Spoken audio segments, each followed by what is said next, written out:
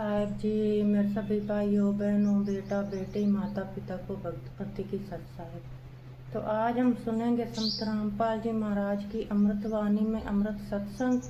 हमारे पास जब भी टाइम हो हमने गुरु परमात्मा जी के सत्संग सुनते रहना।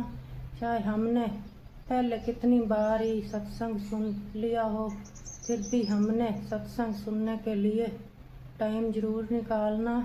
तो सुनते हैं सभी भाई बहन बेटा बेटी माता पिता मिलजुल करके सत्संग संत रामपाल जी महाराज की सत साहेब जी।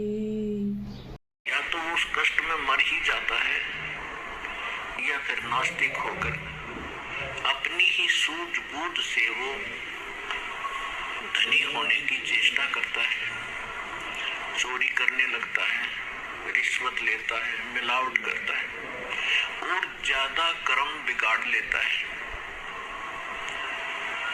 तो परमात्मा ने स्वयं आकर के एक सतगुरु की भूमिका की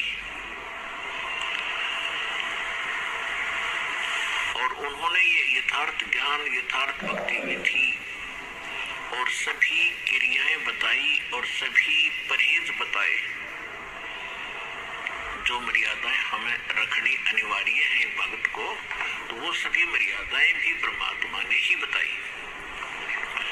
तो सतगुरु परमात्मा ही होता है या फिर परमात्मा का कृपा पात्र कोई संत विश्व में एकाध ही होता है। वर्तमान में एक ही होता है, विश्व में दो सतगुरु नहीं होते। तो कहने का भाव यह है कि जब परमात्मा सतगुरु की भूमिका करने आए थे सन 1398 से सन 1518 तक काशी शहर के अंदर एक जुलाहे के रूप में, एक सिंपल मैन के रूप में अपना दैनिक कार्य करके दिखाया।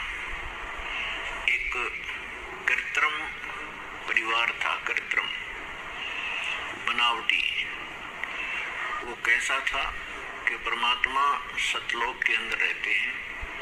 सतलोक वो स्थान है जिसको गीता अध्याय नंबर 18 के श्लोक नंबर 65 में कहा है कि अर्जुन तू सर्वभाव से उस परमेश्वर की शरण में जा, उसकी कृपा से तू परम शांति को और शाश्वतम स्थानम यानी सनातन परम धाम को प्राप्त होगा। गीता ज्ञानदाता अपने से अन्य किसी परमेश्वर की शरण में जाने को कह रहा है।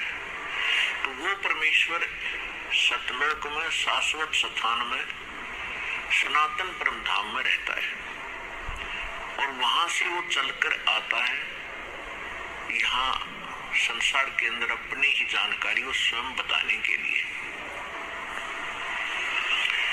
तो इस लीला अनुसार परमात्मा सन 1398 में बनारस यानी काशी शहर के बाहर एक तालाब था, उसका नाम है लहर तारा तालाब। उसके अंदर कमल के फूल के ऊपर आकर विराजमान हुए, एक नवजात शिशु का रूप धारण किया। वहां से एक नीरू नीमा नाम के जुलाहा दंपति थे, उनका कोई संतान नहीं थी। वो प्रतिदिन स्नान के लिए वहां जाया करते थे। जून का महीना था, पूर्णमासी का दिन, सुबह ब्रह्म मुहूर्त में वहां जब स्नान करने के लिए गए तो परमात्मा को वहां कमल के फूल पर एक बालक के रूप में उन्होंने प्राप्त किया, घर ले आए।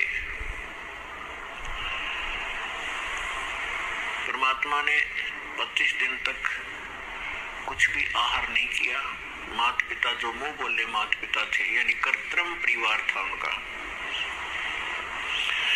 वो चिंतित हुए। फिर परमेश्वर की कृपा हुई, उनको प्रेरणा हुई और एक कुंवारी गाय लाई गई। कुंवारी गाय ने दूध दिया। उस कुंवारी गाय का दूध परमात्मा पिया करते थे बालक रूप में। ऋग्वेद मंडल नंबर 9 सूक्त नंबर 1 मंत्र 9 में यह प्रमाण है कि परमात्मा जब शिशु रूप धारण करके एक लीला करने आते हैं उस समय उनकी परवरिश की लीला कुंवारी गायों के द्वारा होती है। और कबीर सागर के अंदर ज्ञान सागर में ये प्रमाणित है कि परमात्मा 25 दिन तक कुछ आहार किया नहीं, और तब उनको कुंवारी गाय के सामने लाई गई। कुंवारी गाय ने दूध दिया, उस दूध को परमात्मा पिया करते थे। इससे एक तो ये सिद्ध होता जा रहा है कि हु इज गॉड, परमात्मा है कौन।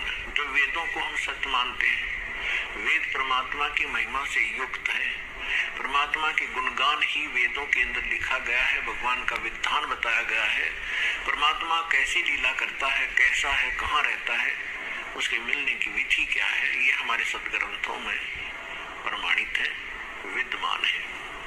तो उन्हीं सदग्रंथों से आज ये निष्कर्ष निकल रहा है, ये सच सामने आ रही है कि परमात्मा साकार है। इन वेदों के पढ़ने वाले आज तक हमें निराकार बताया करते थे। तेने खाक पड़ा वेद, अपना जीवन नाश किया प्रभुता के भूखों ने या माया के पुजारियों ने, और हमारे पूर्वजों को डबो दिया, भूत बनवा दिए, पशु बनवा दिए, गलत साधना करवा के। वो भोले भाले थे, ये संस्कृत के बोलने वाले गुरु बने चतुर दिखाई देते थे। उन्होंने सोच लिया था कि बड़े विद्वान हैं, संस्कृत भाषा बहुत जानते हैं, सदग्रंथों को ठीक से जाना होगा, समझा होगा, लेकिन उनको कै खे भी पता नहीं था उन हमारे धर्म गुरुओं को, हमारे सदग्रंथों का, और ना उनका कोई अपना अनुभव था, जिस कारण से इन्होंने सारा ज्ञान उल्ट बता दिया। उस ज्ञान को सीधा करने में हमें कितना संघर्ष करना पड़ रहा है। 120 वर्ष परमात्मा रह गए, चले गए, किसी ने नहीं सुना वो क्या कहा करते थे। वो 600 वर्ष पहले बताया करते थे कि 3 देव की जो करते भक्ति उनकी कदे ना हो मुक्ति, और इसी बात का इतना भयंकर विरोध करवा दिया था धर्म गुरुओं ने। परमात्मा के साथ 100 सितम किए, ऐसे पैर ढाए, कलेजा मुंह को आता है उनकी लीलाओं को देखकर। वो हमारे लिए भटक रहे थे, हम उनके पीछे पड़ गए। तू जुलाह है, तू धारणक है, क्या जाने भगवान के बारे में, तेने क्या पता सदग्रंथों का। जो परमात्मा ने 600 वर्ष पहले वो ज्ञान दिया था, वो लिपिबद्ध कर दिया गया आदरणीय धर्मदास साहिब जी के द्वारा। और आज वो ज्ञान जो भगवान बताया करते थे, आज हमारे सदग्रंथों में जो का तो मिला। तो इससे सिद्ध है कि जो हमारे धर्म गुरु थे वो हमारे सिलेबस से, हमारे दातुन ग्रंथों से अपरिचित थे, बिल्कुल महामूर्ख थे। जो टीचर अपने सिलेबस से परिचित नहीं है तो टीचर नहीं, वो तो महामूर्ख व्यक्ति है, विद्यार्थियों का नाशक है। तो कहने का भाव ये है कि जब परमात्मा 5 वर्ष के हुए, 5 वर्ष की आयु में 104 वर्ष के आयु के एक विद्वान पंडित ब्राह्मण स्वामी रामानंद जी को परमात्मा ने ज्ञान के अंदर पराजित कर दिया। उनको जवाब नहीं आ रहा था। तो कहने का भाव ये है कि परमात्मा ही स्वयं आकर के ज्ञान देते हैं। रामानंद जी को मालिक ने बहुत पहले तो वेदों गीता से पूछा कि आप कहते हो परमात्मा पाप नाश नहीं कर सकता, कर्म तो जीव को भोगने ही पड़ते हैं, जैसा जिसने किया वो तो भोगना ही पड़ेगा, और भक्ति भी करते ही रहना होगा। परमात्मा ने एक ही प्रश्न किया था, स्वामी जी आप ग्रंथों को मानते हैं, क्या आप वेदों को सत्य मानते हैं? स्वामी रामानंद जी वेदों को आधार मानकर ही जनता को ज्ञान बताया करते थे, और साथ में पुराणों को, गीता को, सबको आधार बताते थे, और परमात्मा को निराकार बताते थे।